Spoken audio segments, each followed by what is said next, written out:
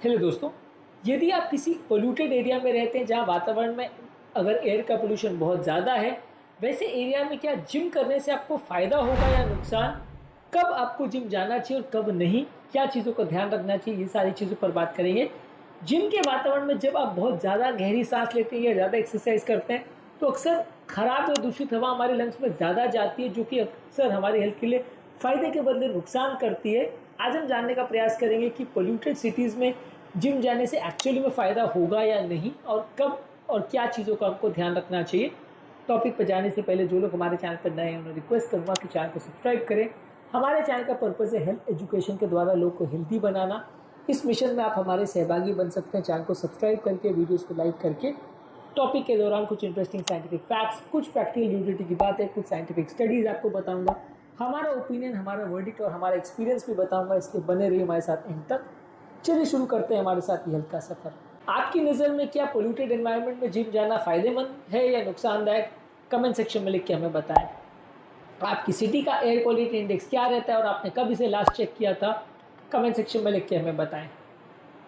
यदि आप polluted cities में और पोल्यूटेड एनवायरनमेंट में यदि एक्सरसाइज करते हैं, तो एक्सरसाइज करने से आपको कई बार फ़ायदे के बदले नुकसान हो सकता है, क्योंकि एक्सरसाइज करने के दौरान आप हेवी ब्रीदिंग करते हैं और ये आपकी वेंटिलेशन को लगभग 3 से 5 गुना बढ़ा देता है जिम वर्कआउट के दौरान, जिसकी वजह से आप बहुत ज़्यादा मात्रा में हवा को अंदर लेते हैं और ज़्यादा हवा को लेने से ज़्यादा टॉक्सिन्स अंदर जाते हैं, ज़्यादा टॉक्सिन ज़्यादा डीप अंदर जाते हैं, जिसकी वजह से ज़्यादा प्रॉब्लम होती है।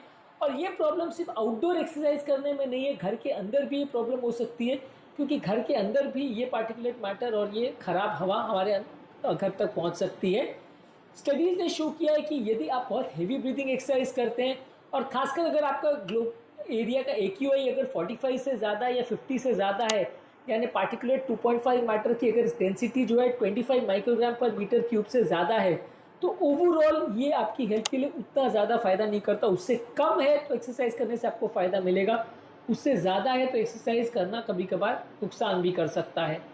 हैबिचुअल जो लोग एक्सरसाइज करते हैं और ओवरऑल रेगुलरली अपनी फिटनेस का ध्यान रखते हैं, तो डेफिनेटली वो आपको फ़ायदा पहुंचाएगा, लेकिन पोल्यूशन का भी इसमें ध्यान रखने की आवश्यकता है।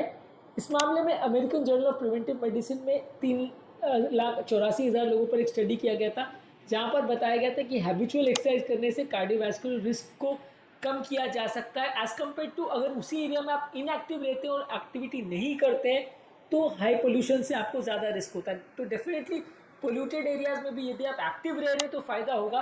पर यहाँ पर प्रॉब्लम बस यही है कि आप बहुत हेवी एक्सरसाइज मत करिए, बहुत ज़्यादा गहरी सांस ना लें, बहुत ज़्यादा एरोबिक एक्सरसाइज ऐसी जगह पे ना करें, नहीं तो आपकी बॉडी में बहुत ज़्यादा हवा जाएगी और वो ज़्यादा नुकसान करेगी। एक्सरसाइज बिल्कुल ना करें ऐसा नहीं कह रहा हूँ, लेकिन ये है कि हेवी ब्रीदिंग वाली एक्सरसाइज ना करें। जब आप ब्रीदिंग एक्सरसाइज बहुत करते हैं तो वो वैसे ही कि जैसे आप बहुत हाई पावर में वैक्यूम मशीन को चला के रखें।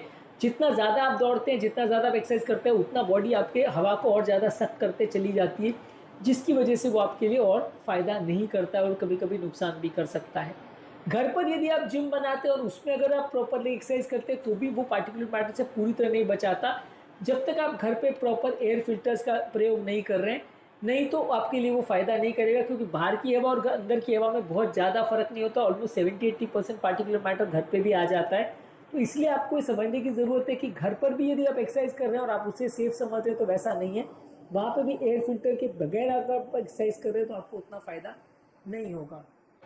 इंडोनेशिया में एक स्टडी ने बताया था कि यदि आप रेगुलर एक्सरसाइज करते हैं ऐसे कंडीशन में जहाँ पे PM2.5 का कॉन्सेंट्रेशन अगर बहुत ज़्यादा है, तो वहाँ पे लोगों को एक्सरसाइज करने के बाद उनके ब्लड प्रेशर भी ज़्यादा देखने को मिलते हैं एज़ कम्पेयर टू वो लोग जो क्लीन एयर में एक्सरसाइज करते हैं। तो एक्सरसाइज करने के बाद आपका ब्लड प्रेशर ज़्यादा बढ़ सकता है, इस बात का भी आपको ध्यान रखने की ज़रूरत है। यदि आप एक्सरसाइज को सेफर बनाना चाहते हैं तो बहुत हेवी एक्सरसाइज मत करिए, बहुत ज़्यादा सांस मत लीजिए और बहुत लंबे ड्यूरेशन तक हेवी एक्सरसाइज मत करिए।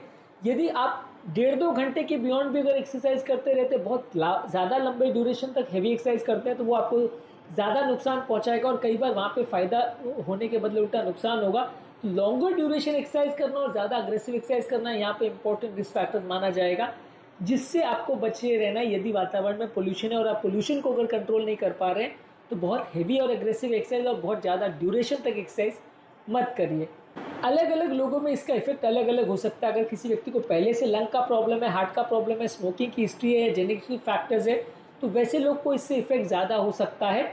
शॉर्ट टर्म में इसके इफेक्ट्स अक्सर ना देखे जाए वैसा हो सकता है, पर लॉन्ग टर्म में धीरे धीरे करके अगर पोल्यूटेंट्स बॉडी के अंदर जाते हैं तो नुकसान कर सकता है।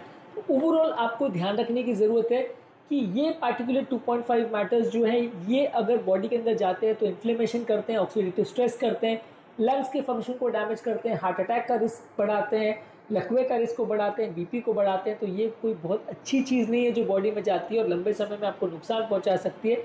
इसलिए अनवेंटिलेटेड या नॉट प्रॉपरली वेंटिलेटेड जिम्स या जहाँ पे एयर प्योरीफायर नहीं लगा हो वैसे जिम्स में एक्सरसाइज करना ज़्यादातर आप अवॉइड करें तो ज़्यादा अच्छा है।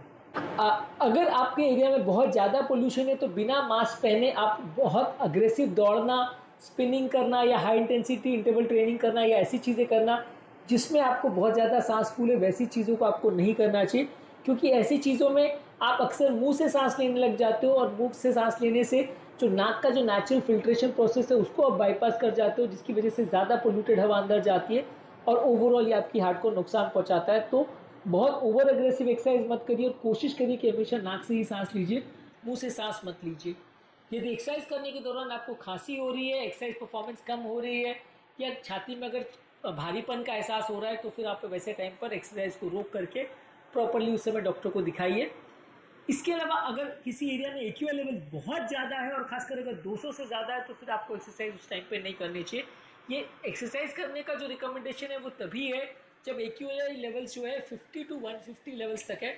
150 से ऊपर लेवल हो तो आउटडोर एक्सरसाइज आपको नहीं करनी चाहिए और 200 से ज़्यादा है तो फिर कोई भी तरह की एक्सरसाइज नहीं करनी चाहिए, क्योंकि वो आपको फ़ायदा नहीं उल्टा नुकसान पहुंचा सकता है। इस मामले में कुछ लोग को ऐसे मिथ्स भी होते हैं कि एक्सरसाइज के दौरान यदि पसीना आ जाता है तो वो पोल्यूशन रिलेटेड डैमेज को हटा सकता है और आपको क्लीन कर सकता है, पर ऐसा कोई पसीने से आपको फ़ायदा हो जाएगा वैसा बिल्कुल नहीं है।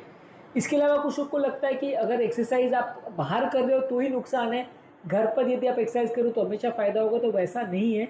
घर पर यदि आप एक्सरसाइज करते हो और पोल्यूशन अगर वहाँ पे कम है तो डेफिनेटली आपको फ़ायदा होगा, पर अगर पोल्यूशन वहाँ पे भी ज़्यादा बिना हेपा फिल्टर के अगर आप एक्सरसाइज कर रहे हो तो फिर वो एक्सरसाइज करना थोड़ा ज़्यादा रिस्की होगा। मास्क पहन के एक्सरसाइज करना यदि आपके लिए कंफर्टेबल है तो आप कर सकते हैं, पर अक्सर कई लोग को मास्क पहन के एक्सरसाइज करना उतना कंफर्टेबल नहीं होता। यदि आप बाहर जाके वॉकिंग करना चाह रहे हो या स्लो एक्सरसाइज करना चाह रहे हो तो N95 या उस क्वालिटी का मास्क को पहने, उससे आपको फ़ायदा होगा। सर्जिकल मास्क या कपड़े का मास्क पहनने से कुछ खास फ़ायदा नहीं होता है। तो ओवरऑल इस मामले में हमारा फाइनल वर्डिक्ट ये कि आप जिम जाते ज़रूर है लेकिन पोल्यूशन का भी ध्यान देना ज़रूरी है। ऐसे जिम को प्रेफर करिए जहाँ पे हेपा फिल्टर हो और प्रॉपर एसी का वेंटिलेशन हो, ताकि हर तरह के पोल्यूटेंट्स को वो कम कर सके। बाहर यदि आप एक्सरसाइज कर रहे हैं, खुले में एक्सरसाइज कर रहे हैं तो मास्क पहने बिना एक्सरसाइज मत करिए, और यदि एक्यूआई लेवल्स अगर 200 से ज़्यादा हो तो फिर बहुत अग्रेसिव एक्सरसाइज मत करिए। शॉर्ट ड्यूरेशन एक्सरसाइज और लेस अग्रेसिव एक्सरसाइज करने से आपको फ़ायदा होगा। ओवर एग्रेसिव एक्सरसाइज या बहुत लॉन्ग ड्यूरेशन एक्सरसाइज करने से कई बार आपको फ़ायदे के बदले नुकसान हो सकता है। तो अगली बार जब आप जिम जाएँ या एक्सरसाइज करें तो पोल्यूशन को भी एक इम्पॉर्टेंट फैक्टर उसमें माने और उसको भी ध्यान दें। सिर्फ एक्सरसाइज करने से बेनिफिट मिल जाएगा ये बिल्कुल मत सोचिए। और यदि आपका एरिया का पोल्यूशन दिल्ली के जैसा है कि जहाँ पे एक्यूआई 400-500 से ज़्यादा है तो बिल्कुल कोई आउटडोर एक्टिविटीज़ मत करिए, बिल्कुल कोई एक्सरसाइज मत करिए। वहाँ पे एक्सरसाइज करने से आपकी हेल्थ को उल्टा नुकसान होगा, कोई फ़ायदा नहीं होगा। 200 से ऊपर अगर आपका एरिया का एक्यूआई है तो उसे मेडिकल इमरजेंसी जैसा माना जाता है और वहाँ पे आपको ओवर एक्सरसाइज करने से कुछ फ़ायदा नहीं होगा। तो वैसे एनवायरनमेंट में जब तक पोल्यूशन क्लियर नहीं होता आउटडोर एक्टिविटीज़ और एक्सरसाइज को अवॉइड ही करें तो अच्छा है। उम्मीद करूँगा कि आज के टॉपिक में कुछ नया जानने को मिला होगा। जो लोग हमारे चैनल पर नए हैं मैं रिक्वेस्ट करूँगा कि चैनल को सब्सक्राइब करें। हमारे चैनल का पर्पज़ है हेल्थ एजुकेशन के द्वारा लोग को हेल्दी बनाना। इस मिशन में आप हमारे सहभागी बन सकते हैं चैनल को सब्सक्राइब करके, वीडियोज़ को लाइक करके, कंटेंट्स को शेयर करके।